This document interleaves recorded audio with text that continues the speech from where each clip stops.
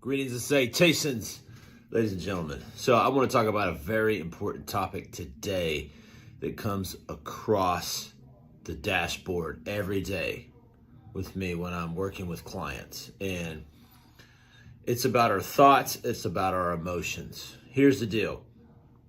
We're not very good at controlling our thoughts and controlling our emotions. And quite frankly, I don't even think we're even capable of controlling them from the standpoint of, can we get rid of them? Can we get rid of a thought? Can we get rid of an emotion? I don't think so. I think we're emotional beings, and that just depending upon how our life goes and how, what we've been able to process and heal and what we haven't really just depends upon the emotions and thoughts that we're going to have. But here is the trick to this. And this is a question that I always ask clients. What meaning are you giving to that? So, for example, I may have a thought or emotion that comes across me that may be something from the past. It may be an old thing. Whether it's about love, whether it's about relationships, whether it's about job, whether it's about anything.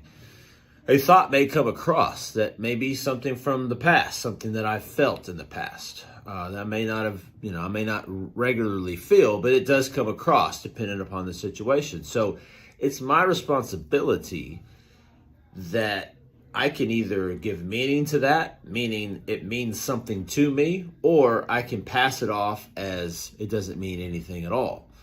Because at the end of the day, it's up to us what meaning we give to things. Humans are not very good at reducing the amount of meaning to dumb shit. Okay, and I don't mean to sound crass, and I don't mean to marginalize people's emotions and thoughts. But at the end of the day, we have the choice. We have the choice to what we give meaning to. Our traumas in our past do not define us. We only can allow them to define us.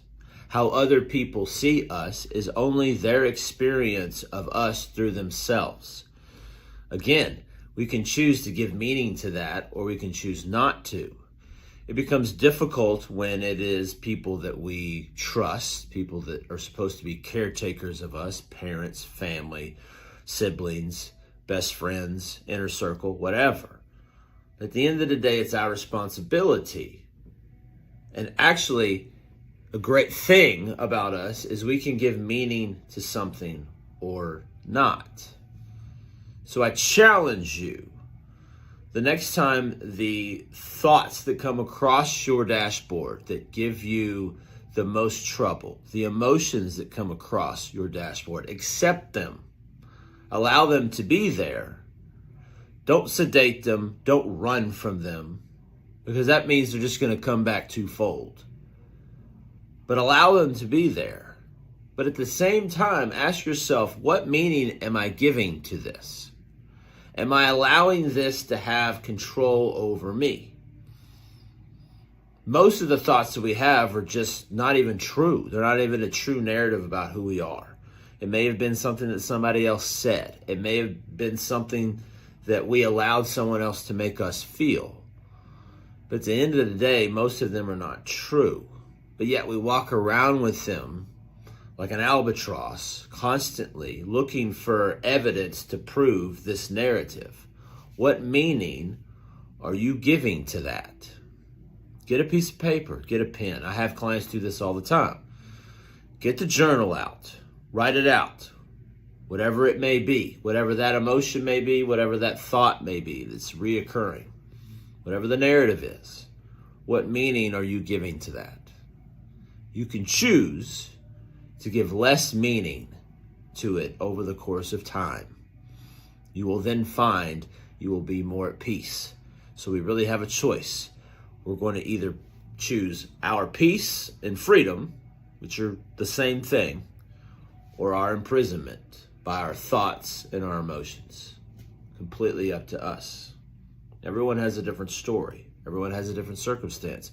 Experiences for some may be more traumatic than for others. That's why we don't compare. But at the end of the day, they are just that, thoughts and emotions. They only have the power over us if we allow them to.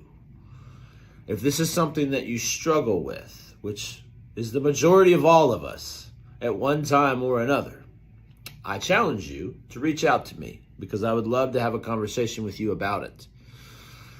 And let's see if we can't dissolve some of these thoughts and emotions that define you, that trouble you, that put you in a state of fight or flight or create behavioral patterns that you don't like, that you would like to change. We can only change them if we get to the root cause of why they exist. Then they dissipate and they dissolve and you're off and running.